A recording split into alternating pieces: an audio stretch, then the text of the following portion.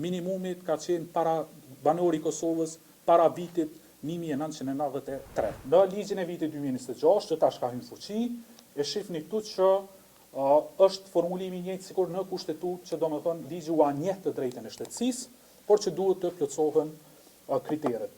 Edhe sa i përket pasardhësve, e shifni te kushtetuta aneli 155, këtë drejtë e ka parapar edhe për pasardhës të drejtë për drejtë. Po kjo duhet sqarohet që sipas kushtetutës dhe ligjit, kjo e drejtë u njihet vetëm pasardhësve drejtë për drejtë. Pasardhësi drejtë për drejtë ligjërisht kuptohet gjenerata një gjenerat. Domethënë personi dhe vetëm një gjenerat pasardhësi i tij, jo siç është pretenduar që kjo mund shkojë edhe në gjenerata të tjera.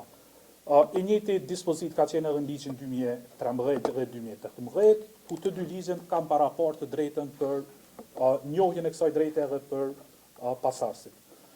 Nëse shohim pjesën tjetër të nenit, e shihni që është dispozitat e njëjta, i vetmi dallim është që ligji i vitit 2008 dhe ligji i vitit 2013 në një dispozit kanë përcaktuar që kriteret dhe kushtet se kush konsiderohet shtetas dhe banori i përhershëm i Kosovës do të përcaktohen sipas një rregullore të vjetër të UMIK-ut të vitin 2000, e që në ligjin aktual kjo dispozit nuk ekziston për shkak që është parapat që kushtet, procedurat rregullohet me akt nënligjor të ministrit.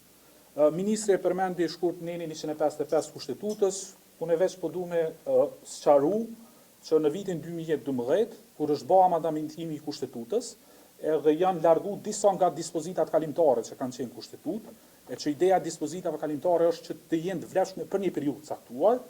Në vitin 2012, me amandamentim të kushtetutës, janë fshi shumica prej dispozitave kalimtare. Këtu mundi me pa, tu fillu prej nenit 146, e keni në pjesën në klapa ku përmes amandamentit fshihet. Neni 147 përsëri fshihet, neni 148 vazhdon gjitha nenet e kushtetutës, dispozitave kalimtare, pastaj kur vihet te neni 155, do të thënë një dispozit që në karakter ka qenë kalimtare, e kufizuar, me amandamentin e kushtetutës bartet te kapitulli 1 te dispozitat themelore.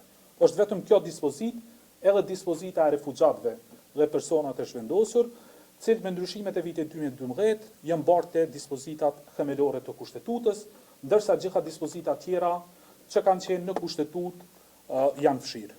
Edhe një çështje që është me rëndësi me theksu është që ligji e patë që parashet që dy kriteret që janë për me fitu, për me njohë dikujt e drejta shtetësisë është, e para të kenë qenë shtetas të SHRF-s, edhe e dyta të kenë pasur banimin e përhershëm në vitin 1 janar 1998. Sipas ligjit, banimi i përhershëm nënkupton që para vitit 1998, personi duhet me dëshmu që ka pas banim për të paktën 5 vite në Kosovë, që i bie minimumit ka qenë para banori i Kosovës para vitit 1993. Domethënë në mënyrë që ta mbrijat periudhën prej 5 viteve që parashihet